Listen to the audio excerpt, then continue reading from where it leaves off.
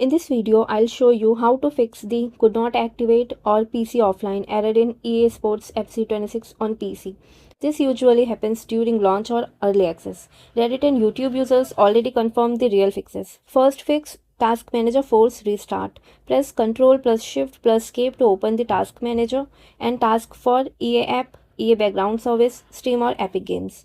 Make sure everything EA related is fully closed.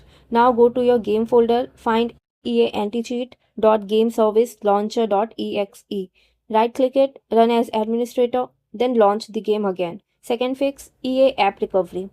Open the EA app, click the three lines in the top left, go to help, click app recovery, clear cache. This refreshes your subscription and activation status.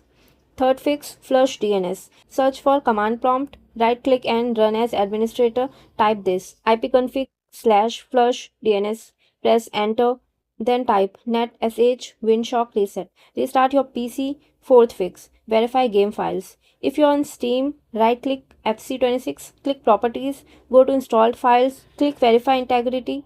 This fixes corrupted launch files. Fifth fix, delete sync folder.